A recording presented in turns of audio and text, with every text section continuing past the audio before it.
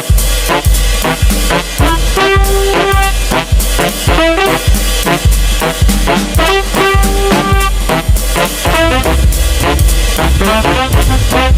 good day everyone, in this video, I will be explaining a sample problem on variable load for our power plant and design.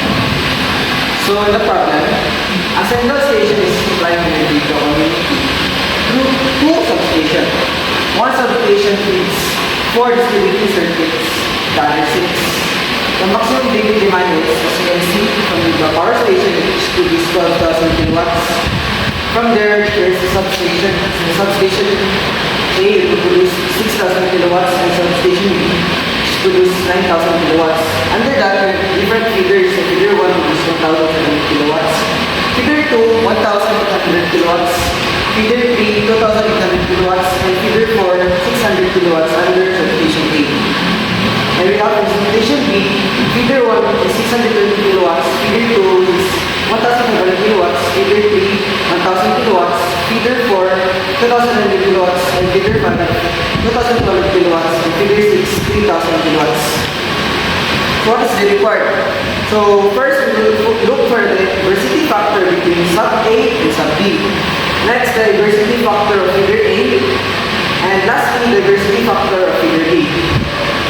So here is the formula that we will be using. The diversity factor is equals to the summation of individual maximum demand over maximum demand of the group. So the maximum demand of sub A is, we need to total all the feeder, which is 17 plus 1 plus 2,100 plus 600.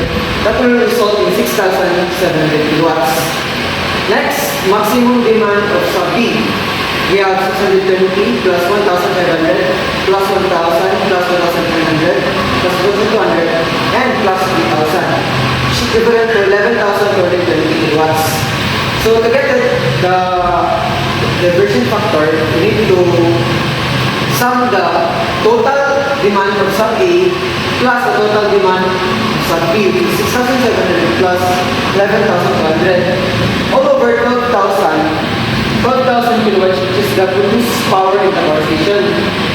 That will result in 1.4933. Next, we'll be going to the diversity factor in each substation.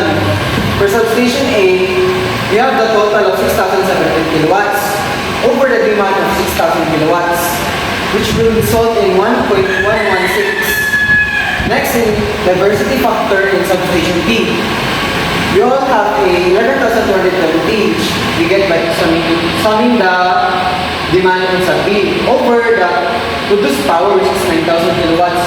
That will result in 1.2467.